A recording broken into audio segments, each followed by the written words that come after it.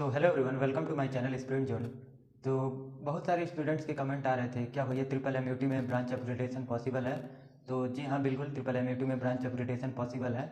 और यहाँ पे यूनिवर्सिटी के कुछ ऑर्डिनेंस और कुछ क्राइटेरिया है जिसके अकॉर्डिंग ही ब्रांच अपग्रेडेशन होता है। और जैसे कि फर्स्ट ईयर में ही कुछ स्टूडेंट्स को अच्छी जगह कुछ छोड़ के चले जाते हैं और डिप्लोमा सेकेंड ईयर में कुछ लेटरल स्टूडेंट्स नहीं आते हैं, तो कुछ सीटें खाली होती हैं, तो वही सीटों को भरने के लिए कुछ ब्रांच के अपग्रेड कर दिया जाता है।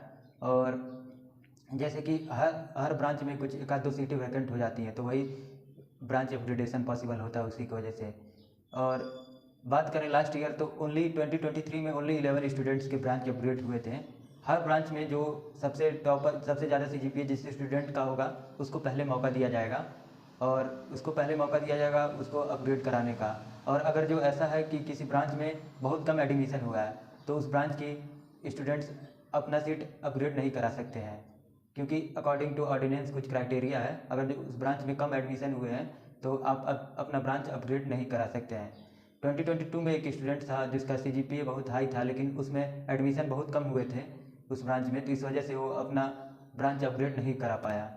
सो आप ब्रांच अपग्रेडेशन एक बार पहले से ये माइंडसेट में ना लेके आए कि अगर जो ब्रांच अपग्रेड हो जाएगा मेरा, ऐसा कुछ मत सोच के चलिए, क्योंकि अगर जो नहीं हो पाता है तो आप 4 साल आपको वही सब्जेक्ट वही उसी ब्रांच में रहना होगा। तो इसलिए एक आप अपने आप को पूरा तरह से मत सोचिए। अगर जो ब्रांच अपग्रेड हो जाता है तो ठीक है, नहीं होता है तो आप 4 साल कंटिन्यू करेंगे।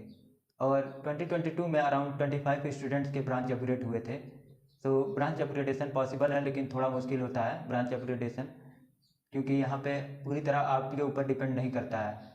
क्योंकि अगर जो सीट वैकेंट नहीं होती है तब भी प्रॉब्लम है।